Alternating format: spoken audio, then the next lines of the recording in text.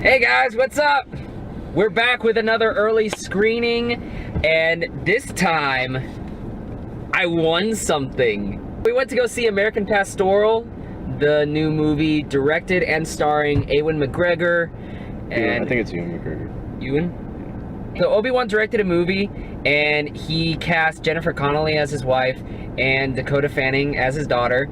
And when we went to the screening tonight, they asked us to do like a selfie, like, oh my god, so excited to see American Pastoral, hashtag movie name, hashtag DFW, and the winner would win a book. And I was one of the 3 winners who won this book, a Philip Roth novel. I think he wrote Indignation, and they made a movie based on that, starring Logan Lerman, and I fucking hated it. We didn't do a review for that one because I was too angry. We went to go see this one, and this was magical. So what did you think, Liam? Oh my god. This movie is cancer. You're at a loss. I am so upset right now. Liam, where did the movie touch you? The movie starts Ewan McGregor as the Swede, who is this high school sports legend in his local hometown, and then he marries this really hot beauty queen named Dawn, played by Jennifer Connelly, and they have a kid, and they live in New Jersey on a farm, and it's like the 50s, and it's a really happy existence. And then fucking Nom happens, and then the daughter grows up to be Dakota Fanning, who's like an anti-war, just like hippie, radical girl. Shit gets crazier from there, and it's basically just Ewan McGregor's entire life devolving before his very eyes. So before we say any further, spoiler alert. It sucks. We're gonna talk about everything in here because we need to. We're gonna give final thoughts and scores out of 6 stars if you click on the time code right there. If not, let's fucking do this. This movie is such pretentious bullshit. I knew that this movie didn't get like that great reviews from Toronto, but I was thinking like, whatever, those people, like, they can be pretty critical. I'm a huge fan of Ewan McGregor. I've always loved him, growing up as Obi-Wan, and then some of his other stuff like Beginners, Black Hawk Down. He's a great actor, but if this is his directorial debut, like, oh my god. Like, it's just like nothing, it's just nothing. It's just nothing, Daniel. It's just like, it's just scenes, and then they're like, nah, my daughter ran away. Nah, I hate this war. Lyndon B. Johnson, let's talk about cows. This movie is like stages of cancer, and slowly it just kills It's terminal. you. Basically, this is the longest pro-choice commercial ever. Can you imagine if they cut like a trailer of this movie and then put the Trojan symbol at the end of it? Like, this is why you should never have children, because they will grow up to be assholes and bomb post offices because of their radical Vietnam politics. Dakota Fanning was like, she overdid this. Her character has a stutter. She overdoes it so much. It started off like kind of funny, like, you know, the thing from Tropic Thunder when he plays what's the thing? Simple Jack. Yeah. And then it just gets so fucking obnoxious. It's like, God, I want her to die. The daughter sees the now famous image of the monk burning himself on live TV, and that gets her immediately hooked in political activism. She's like 10, and she's talking about like political activism, and she's talking, it's like some of the dialogue. I'm like, no 10-year-old talks like this. Wasn't her therapist one of the radicalists? It's this therapist that the parents are taking the girl to because she has a severe stutter, and the therapist is like, I don't think the stutter is physiological at all. I think the stutter is, I'm paraphrasing heavily here, but the stutter is an example of an Oedipal complex, but in reverse, where she really hates her... An Electra? She hates her beauty queen mother, where all she knows in her life is physiological beauty, and she really wants the attention and love of her father. And like, this shit gets incestual like a motherfucker. It's kind of great. The therapist suggests that the daughter and Ewan McGregor have their kind of own day to themselves, or a camping trip or whatnot, so they can bond. In the middle of coming home, Ewan McGregor stops in a flower field, picks out some flowers for his wife, and gives it to his daughter to hold. And she looks at them for a really long, kind of meaningful time, and just looks up at her dad and goes, "Dad, kiss me." And then he's like, "Oh, okay." And so he kisses her on the cheek like any normal father. And she goes, "No, really kiss me." And he's just like, "Okay." So he kisses her on the cheek harder, and then she basically asks her dad to kiss her on the lip, like make out with her full on. Kiss me like you kiss mommy. It's just... It's so gross. Yeah, the thing is, like, it's not, you know, interesting. It's not like, oh, they're touching at some sort of theme. It's just stupid. It was really out of place. And out of place. So And upsetting. people got really pissed off at her too. Like, I would be too. but that was. I don't understand the reaction of them being angry though. Like, I would have been like, I would explain to your kid, like, no, don't do that. I'd be like, shut up, bitch. I should have told your mom to take the red pill. Where you think the acting is bad, I think the acting is intense. I think it's dedicated. It's dedicated. Except for Ewan McGregor. Because this is Ewan McGregor's happening. This is so bad from him. There are points in this movie where he's just kind of staring off into the distance while he's directing himself. He directed as much as he could, but the script is so bad. I hate this in movies, is when it's like, there's like a theme that they're getting at, and it's just people talking. There's nothing clever about the dialogue. It's just people like blatantly speaking and saying the themes directly. Some of the speeches and monologues Ewan McGregor gives in this movie, it's like, nobody speaks like that, you pretentious asshole. Most of this movie is looking at Dakota Fanning and wondering, wait, why are you doing this if this is what you're against?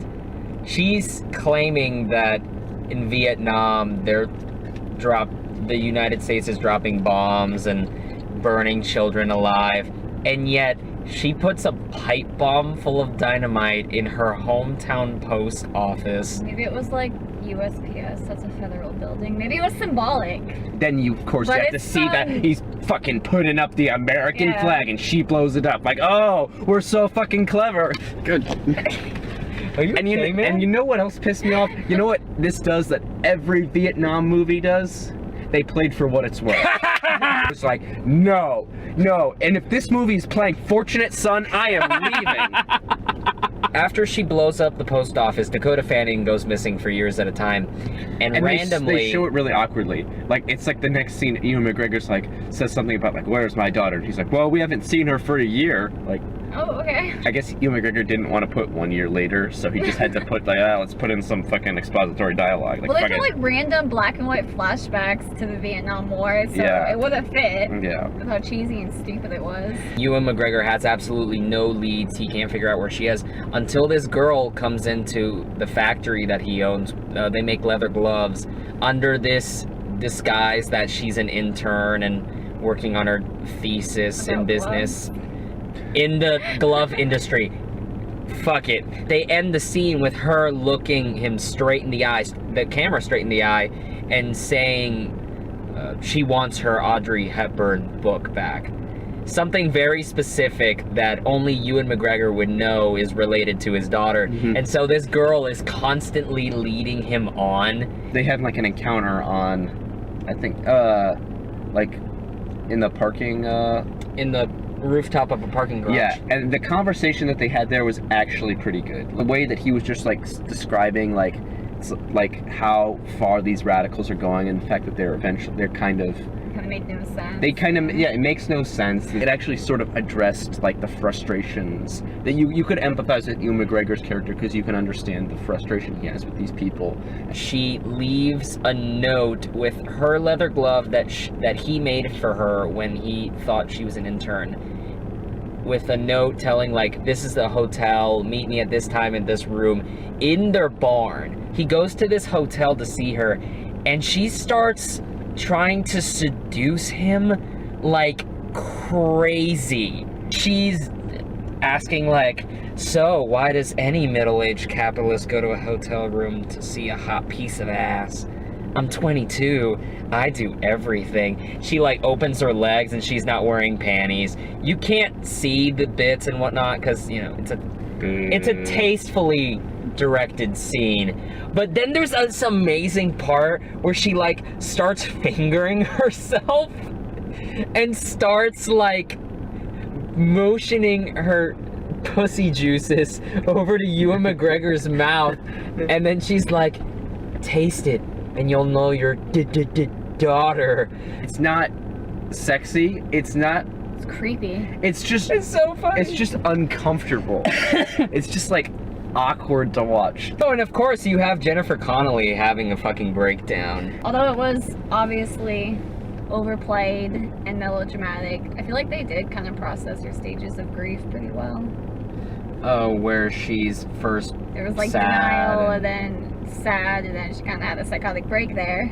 The movie begins and ends with this really awkward transition because it's David Strathairn, who is like, he plays a friend of Ewan McGregor's brother, and it's through his conversation with Ewan McGregor's brother at their high school reunion. But it was like, I don't remember how many. It was like 35 years. It was how many? 50. Yeah, it was however many years after their high school reunion, and then they're just talking about it. But his narrations, like, they start from the beginning and they're doing everything, and then they never appear, and then they come back at the end. It was a really weird way to introduce and end the film. It's the beginning of the movie, and he, the famous narrator, is talking about all that he knows, and then he meets Ewan McGregor's little brother, and through that conversation, they can flesh out the rest of the story, right?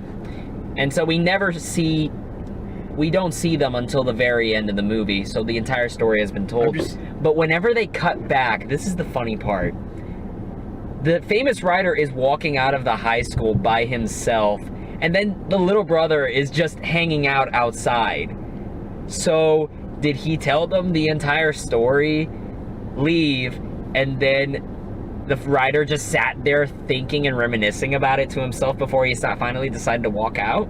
If this movie is supposed to be from Ewan McGregor's perspective, why just have Ewan McGregor do the voiceover? Like, that would be so much I read simpler. in the Variety review that Nathan Zuckerman, the name of the famous writer, was one of Roth's alter egos. He basically writes himself into the story as an outside narrator for whatever reason.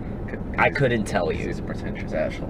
There's some really gorgeous shots. Yeah, I mean, it's not like anti-cinema like Morden or Independence Day Resurgence. It's a well-shot movie. There's good shot composition. The scenes are framed well. The problem is, it's not really put together very well.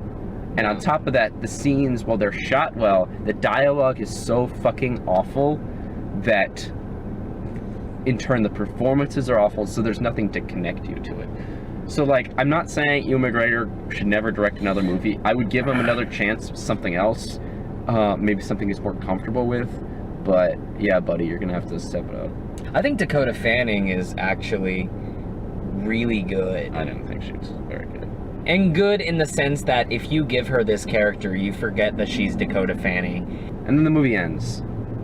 Like, it just ends so anticlimactically. Like, Ewan McGregor finds out that, his wife is fucking this other dude, and after she gets a facelift. It was so obvious, too. Yeah, it's like from the first scene, it's like, oh, they're totally fucking. The movie basically ends, like, he finds out she's fucking this dude, and he gets upset, and then he goes and visits his daughter, and they have another conversation, and she tells him what we have all known. What's hysterical, by the way, is that now she's adopted this Indian hippie bullshit where she's complete pacifist and doesn't want to harm any living organism, even to the point that she wears one of those germ masks over her face so that she doesn't, like, accidentally swallow a bug or something. But the way she was describing it, it's like, oh my god, I want to punch you in the face. Like, she doesn't show any change of heart because she confesses that she's planned 2 more bombings after the post office.